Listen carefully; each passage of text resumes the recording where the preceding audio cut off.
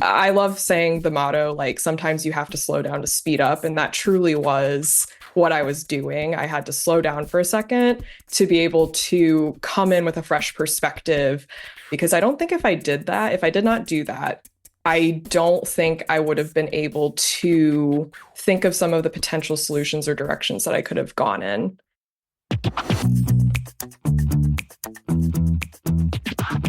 This is the Happen to Your Career podcast with Scott Anthony Barlow. We help you stop doing work that doesn't fit you, figure out what does, and make it happen. We help you define the work that is unapologetically you and then go get it. If you feel like you were meant for more and you're ready to make a change, keep listening. Here's Scott. Here's Scott. Here's Scott. Sometimes the hardest part of a career change isn't figuring out the next step. It's trusting yourself enough to take that next step. At some point, you have to give yourself the permission to let go and say it's okay. And no one else is going to do that, or no one else is going to say that except yourself. So if you're waiting for somebody to tell you it's okay to go ahead and let go, make a change, do something different, that comes from you. Morgan spent most of her career in HR, following a path that she had started back in grad school while studying industrial organizational psychology. But even as early as her internships, she had this nagging sense that something about the path wasn't quite right. Fast forward to 2023.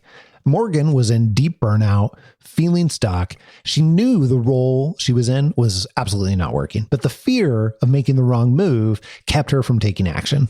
This is a place that many people have been before. And this is where we got to meet Morgan. She reached out to our team and she worked up the courage to leave her misaligned role with our team support. Woohoo! But she quickly realized burnout had crept into every corner of her life. So instead of diving straight into the career change work, which she was really excited to do, we suggested that she take what she now calls reset and rejuvenation time. You'll get to hear all about Morgan's reset from burnout, rebuilding of her confidence, her new awesome role that she's super excited about. But here's what I want you to pay attention to. Pay attention to the big hurdle that Morgan had to overcome. Because we see this all the time, and it keeps so many people stuck in not so great situations. She realized that she has been searching for the perfect end-all, be-all role. And what she really needed to focus on was taking intentional steps toward something that she identified as her ideal next step. Not the perfect role, but a role that aligned with her strengths and fit her life. Okay, this is subtle, but this mindset shift finally helped her break free from that stuck feeling. Also, last thing, I want to call out something fun. Our team actually got a chance to meet Morgan at our in-person meeting in St. Louis last year. We don't get to meet all the people that we work with in person, but we make an effort to get to know folks and put a call out when we're nearby. So that was really exciting, and we had a great time. When we met her, she had just started working with us at that point in time to make her career change. So she was still in the thick of burnout and early in that change. And that's where our conversation begins. Here's Morgan reflecting on when she met our team and she knew it was time for a change.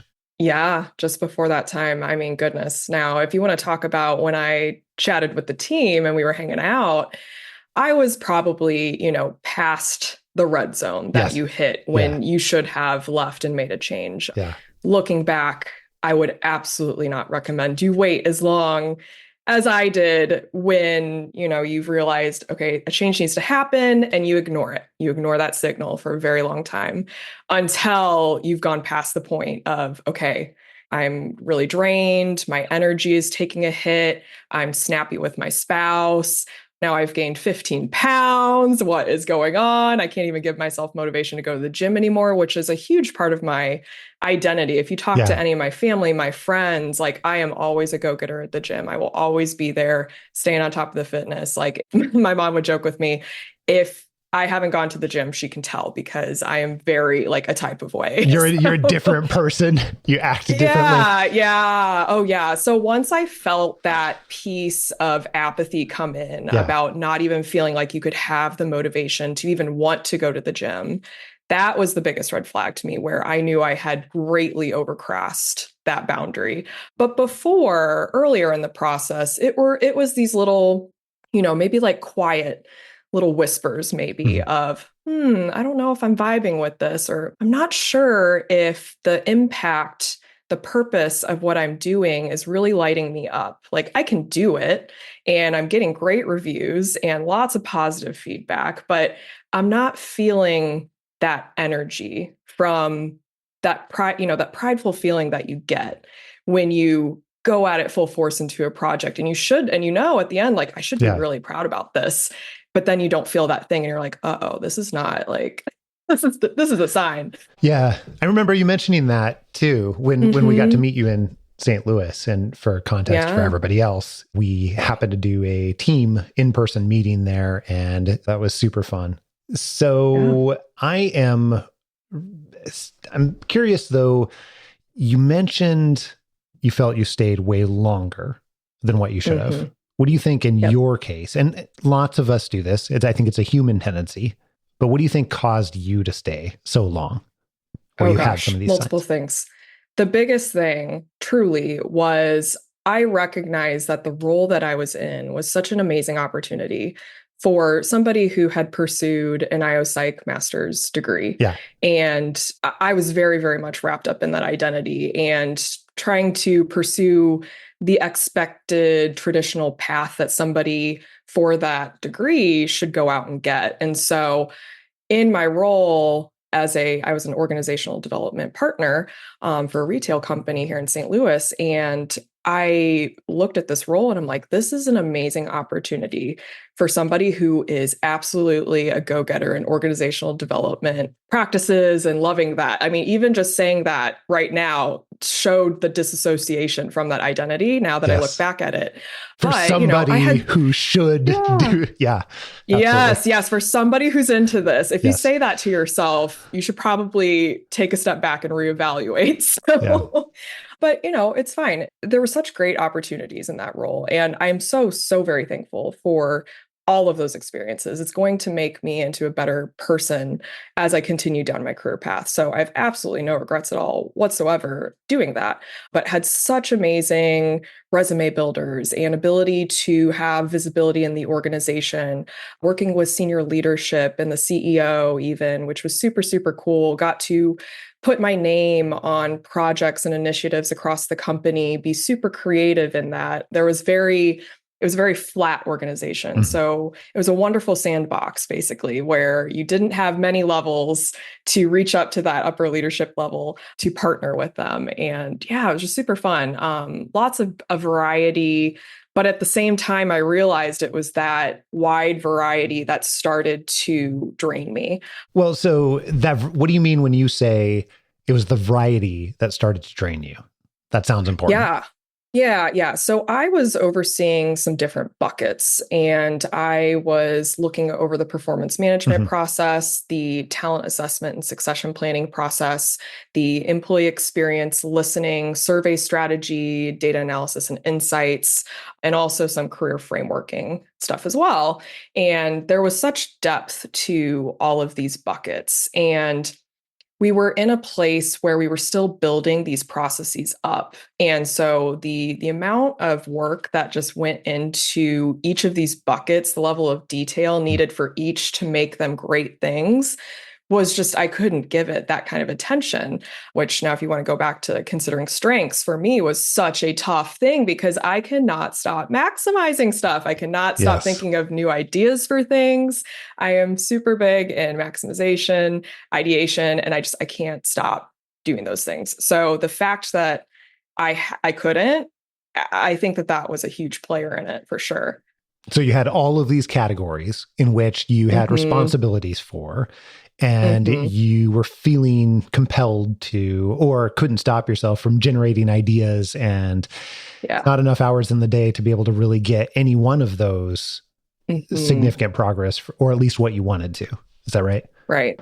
Yeah, correct. Because also to add a little spicy flavor to that, we had a implementation going on with a new HCM, human capital management system that was brought in. So we were also integrating these processes with that as well, which there's such, a level of depth to setting up the technical components, especially with the employee experience listening surveys, all the embedded data fields, and oh my goodness, it was crazy. But yeah, there was a little spice there with that as well, kind of just adding to some of it.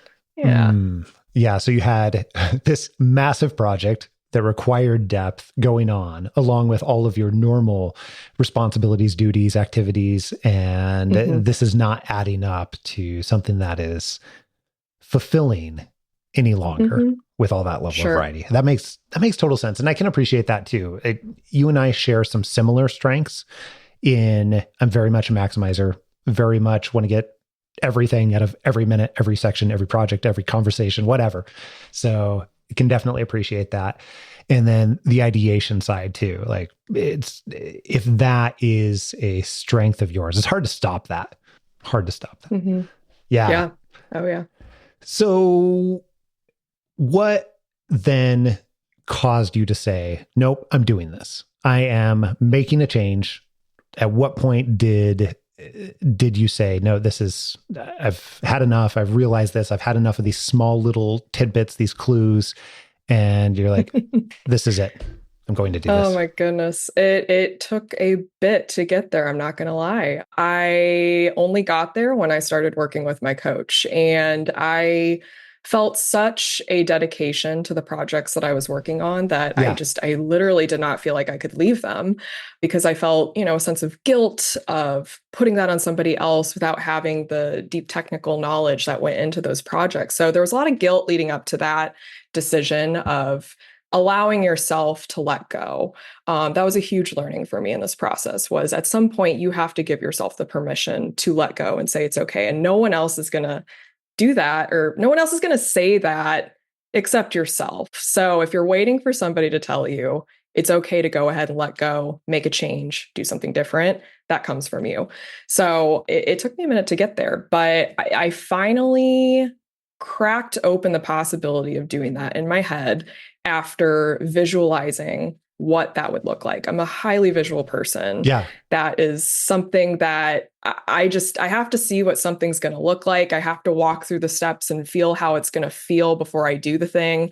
So when I was working with my coach, we had talked about visualizing and mapping out what some of the options would look like if I decided to leave or if I decided to stay. So, okay, option A, you stay. Here's what it looks like. Okay. Option B, you leave. Okay. Now, what dates could we look at to leave? What do those look like? How would that go? Like timing wise, how does that feel? Yeah. Yeah. So I started mapping out all of those different options. And it wasn't until I did that where, one date in particular kind of stood out to me, and I looked at it and was like, you know what? I could make that work. I could do that. And that feels like, I definitely feel like I don't want to overstay my stay past that date. I just came to that conclusion, as well as some financial planning and analysis. Of course, that was super, super helpful to me to understand the minimum needs, the moderate needs, and then the maximum needs. Mapping all of that, having a conversation with my spouse was super, super helpful to keep them in the loop as well. Well, and let's add a little bit of context in here. Mm-hmm. When we first started working with you, if I remember correctly, you were pretty hot to trot, excited, I don't know, insert your choice of words here, about some form of career change, even if you weren't ready to fully commit, if you will. Yeah. And at some point along the way, you were working with Ben as your lead coach on our team. And at some point you had decided that, no, I need what Ben had called a reset along the way. Yeah. Tell me a little bit about that. How did that come about? What caused that realization?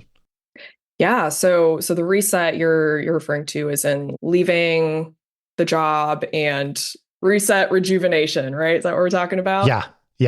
Yeah. Yeah. So I left in July, and it's so phenomenal. Like you're blasting music on the way to your last day in the car. It's I'm quitting, I'm done music. And you leave, you turn on your laptop and you walk out of there and you're like, oh my gosh, the world is my oyster. I can do anything. And it's super funny because I immediately came out thinking, okay, going to get the resume together. I'm going to talk to the people. I'm going to do all the things. I'm going to do the experiments. It's going to be phenomenal. And Ben was like, what if one of your action items for until the next time we talked was just to sleep really good, go do some workouts? And then also, like, what else would you like to do to take care of yourself? And, I was like, oh, yeah, maybe like go swim at the pool in the middle of the day when the gym is like not super busy and, things that you couldn't do if you were in your day job. And so I focused on these super basic things. And then I really realized that there is a period of time after you leave a job and you've kind of been wrapped up in an identity and kind of going and not really thinking about what you're doing. And then all of a sudden, all of that stops. And I was just like, oh my gosh. And I slept a ton. I literally spent a day where I think for 16 hours, I just read a book. And it was the most phenomenal thing ever. We took a trip to a national park. We went to Iceland, and there was this whole like reset rejuvenation period where I love saying the motto, like, sometimes you have to slow down to speed up. And that truly was what I was doing. I had to slow down for a second to be able to come in with a fresh perspective. Because I don't think if I did not do that, I don't think I would have been able to think of some of the potential solutions or directions that I could have gone in. So yeah, that was a little bit of the reset phase. Yeah, it's interesting. I think that what we've seen, and if you would ask me 15 years ago, I don't think I would have recognized that this is prevalent when people are making a not just a career change, but any big life change. That it's almost very similar to people go through stages of. It's similar to like the stages of grief. Let's call it that. Oh, 100%. And I think that really is derived from you're making a transition and reassociating your identity. And so many of us tend to cling to pieces of our identity that are wrapped up in our work. And in untangling that, it causes us to be going through those stages that are really similar to what we called grief earlier. So what I'm really interested in is what you said about how, had you not done some form of a reset, you don't believe that you would have been able to make the same type of decisions or have the perspective, if you will. Yeah. Going into that. What when you're thinking about that now, obviously we're quite a bit in the future and this is all in the past, so it's easy to see. But when you think about that now, what do you think would have been different? What do you think might have changed the outcome? Oh gosh. Well, I mean, I do have experience where I was trying to make a change before I left. Yeah. And I did have a couple offers lined up the year before I left. Sure. One of them being a life coach position for a university, the other being a career coach position for a different university here in St. Louis. And I truly was making a decision based on fear, what we've talked about here in the H2YC podcast. I was definitely trying to run from something versus run towards something. And I think if I hadn't given myself some perspective, I still would have done that same thing, running away from something or running out of fear from something. Oh, I need money right away, so let's go ahead and get something with a really high salary, or anything different at this point sounds good, like anything and everything, I'll take it. Those are kind of the ideas I would probably run down if I had not allowed myself to just slow down, take a beat, evaluate, be super strategic in what went well in the past, what didn't go so well, what gave me energy, what drained me, all of that good stuff was very good to keep in mind. And of course, the ICP, the ideal career profile, of course, taking a moment to really structure that, outline that. It sounds so basic, like, oh, let's think about what we want. But it's really so important. And we talk about it in IO psychology too, define your criteria. You can't measure success unless if you define your criteria. And that's exactly what you're doing. So really taking the moment to define that criteria allows you to move in the direction towards something, like move towards something versus away from something. And I don't think I would have done that had I not taken a beat and taken a moment. Probably now I'd be working as a career coach for a university where they were about to have an org change. I don't know who my boss would have been. That's what I was about to walk into when I was in the model of getting away. Yeah, dangerously close to that. What caused you to say, no, I can't accept these? Because I think it would have been easy to accept. Like there are opportunities that are right there, right in front of you. Yeah. But something caused you. Yeah. There's definitely great things going there. Yeah. Oh, well, there was possibility to go travel for a week in Spain. Sure. There were all the glittery things that was calling my name. Yeah, absolutely. But I really, really did some deep questions with the hiring manager, and she was so great to do a couple, follow-up questions with me. Or a couple sessions of that. And I think she could tell I was really trying to pick apart, if it was going to be a better fit than where I was at. And I wasn't so sure. I think she kind of had an idea, but I really got clear on, because your boss makes it or breaks it. And the moment that I knew that they hadn't even hired for who that position would be reporting to, that an org change was coming down the line, and there was essentially no guarantee of what the role would look like 6 months down the line, I was like, those are two big things. So yeah, that's kind of the moment when I evaluated and said, I might just need to stick it out a little bit longer and reevaluate in a bit. Well, kudos to you for digging in and trying to find some of that. Even if it was driven from a place of fear, you dug in and were trying to decide and learn enough to be able to, enough to make that decision. You said something earlier that I want to come back to for a moment. It sounded like as you were going through and identifying like what could create a great fit, it sounded like you were looking for external sources to give you permission, is what I heard you say earlier.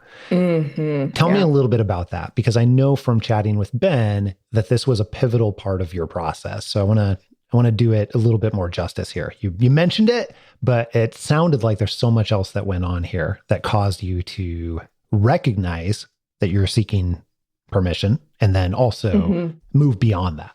Yeah, absolutely. Yeah, I was definitely kind of just waiting around for somebody to tell me, yeah, it's fine to go, like, change your job, get out of there. But again, no one is going to give you the permission to do that than yourself. So, and I just didn't realize that. And I don't think I had the confidence or the oh gosh, what would you call it? I just, at the time, I didn't have the confidence to give myself permission to do that until I visualized those options, really understood what leaving would look like, when would make the most sense, and then just, have faith that after that, things would be okay.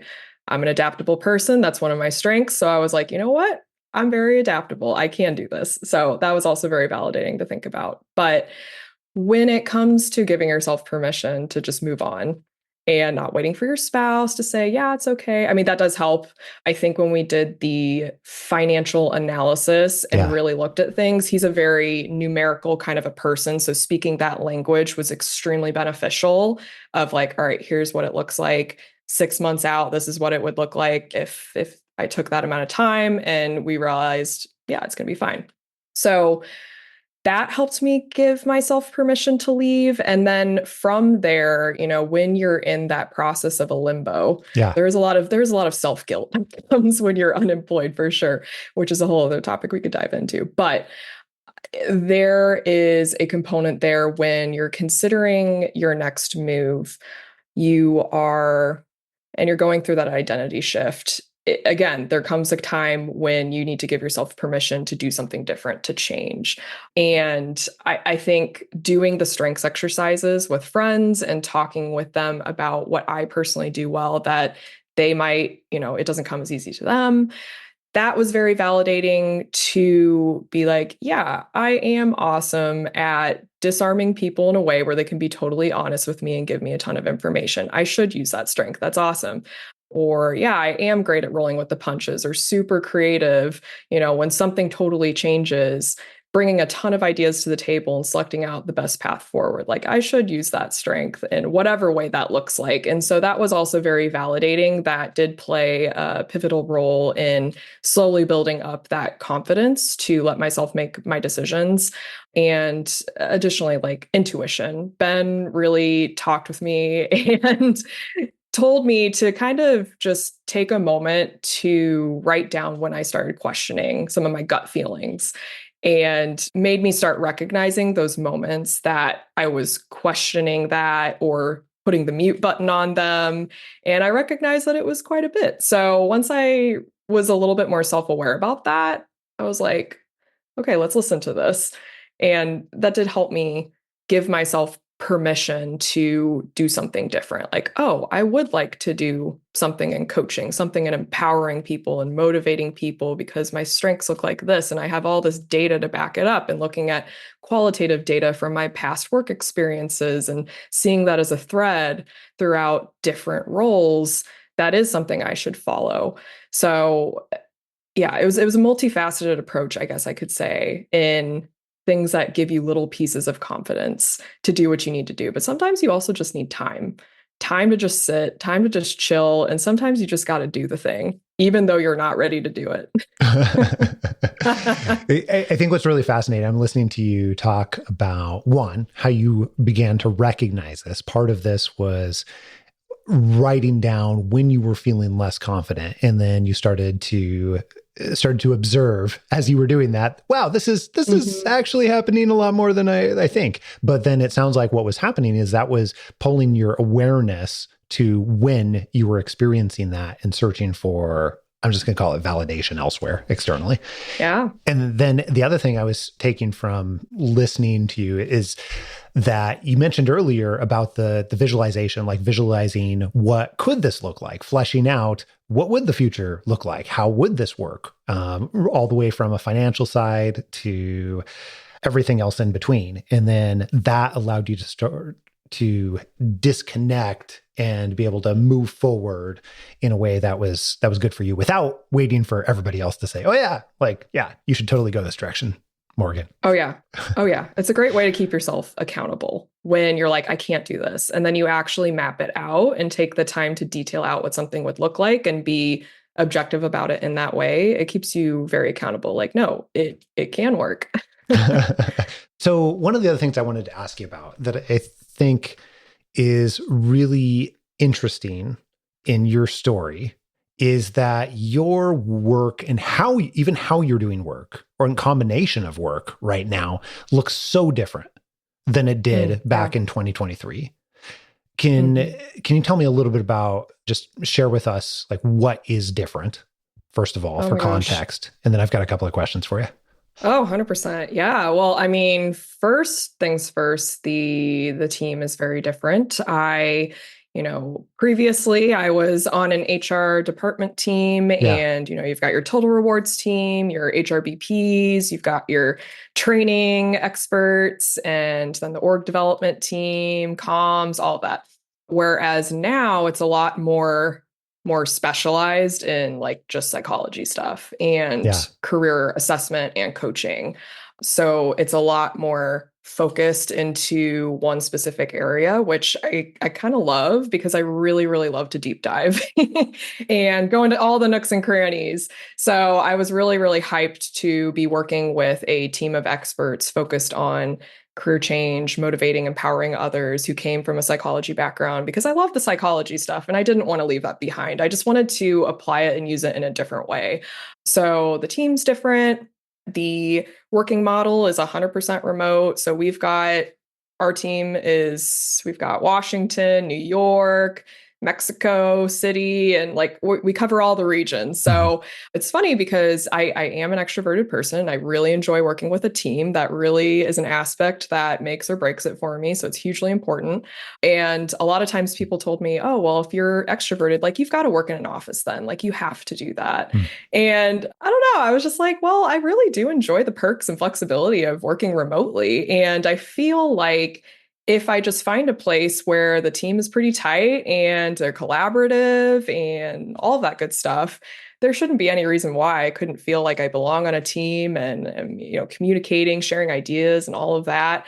And that's what I found. So it's 100% remote, which is phenomenal. I love my little commute from bedroom to bathroom to kitchen to office. It's wonderful. But I still get all the perks of meeting a ton of cool people.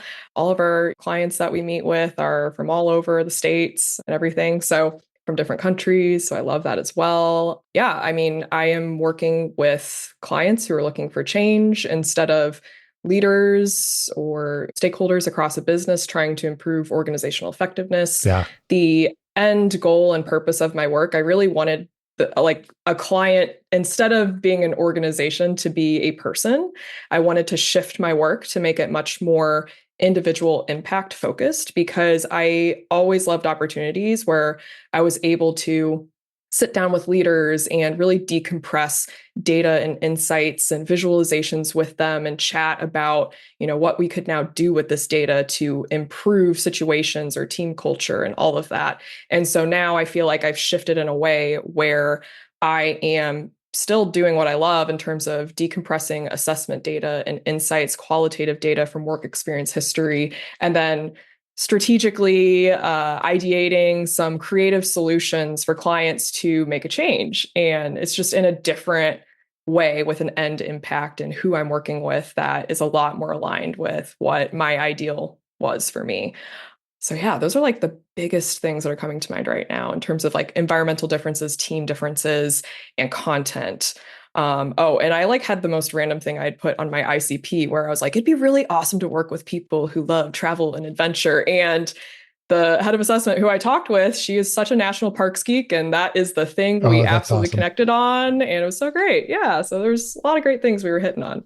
That is so funny. And it goes back to, just another piece of evidence for what you talked about earlier, that had you not done that, what we would call identification work to say, no, this is what I want.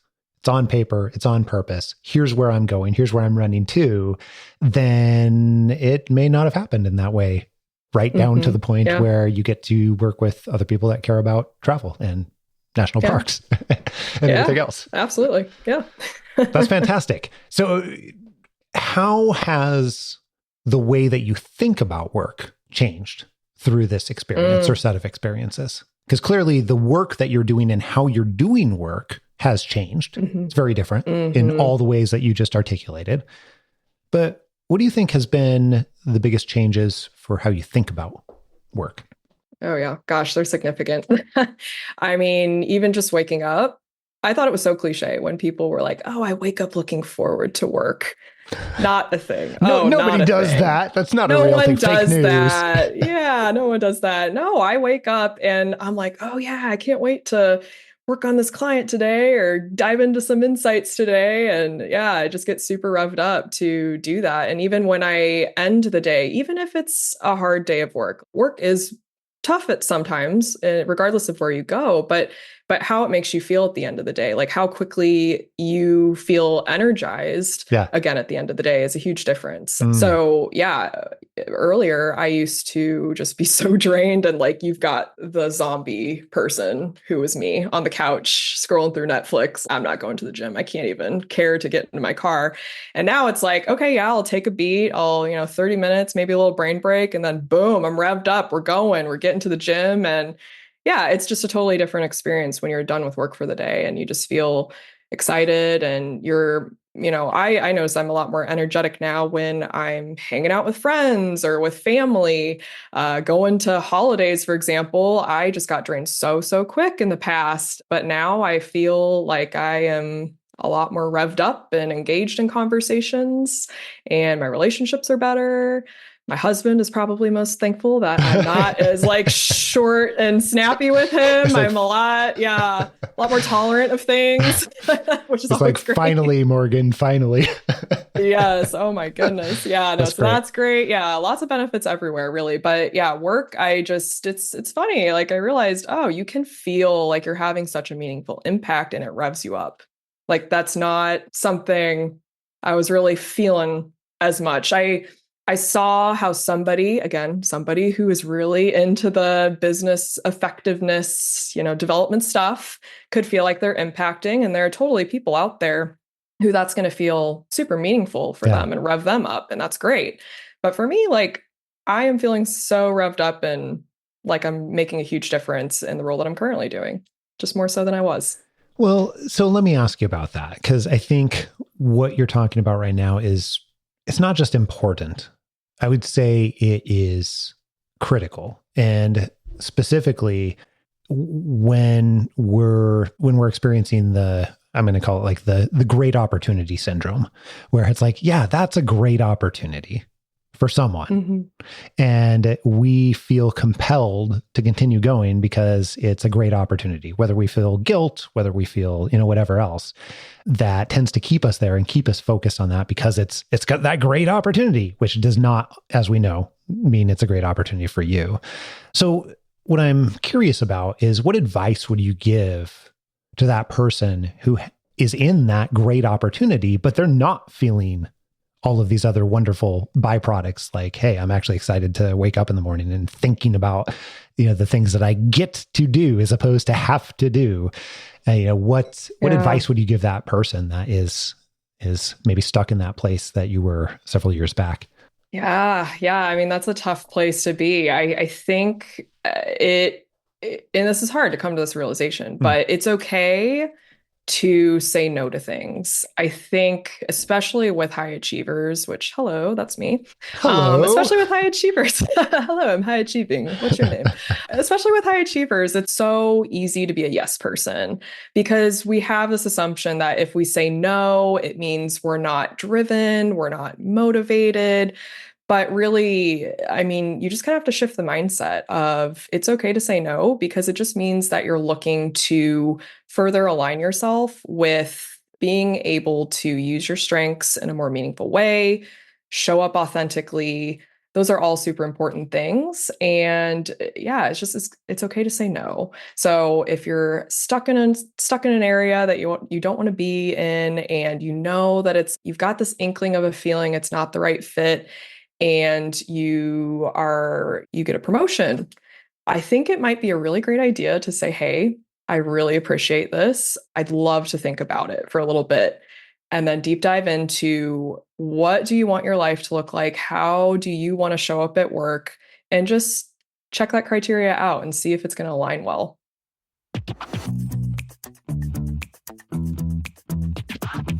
Most of the episodes you've heard on Happen to Your Career showcase stories of people that have taken the steps to identify and land careers that they are absolutely enamored with, that match their strengths and are really what they want in their lives. If that's something that you're ready to begin taking steps towards, that's awesome. And we want to figure out how we can help. So here's what I would suggest. Take the next 5 seconds to open up your email app and email me directly. I'm going to give you my personal email address, scott@happentoyourcareer.com. Just email me and put conversation in the subject line. And when you do that, I'll introduce you to someone on our team who can have a super informal conversation with, and we'll figure out the very best type of help for you, whatever that looks like, and the very best way that we can support you to make it happen. So send me an email right now with conversation in the subject line. Here's a sneak peek into what we have coming up in store for you next week.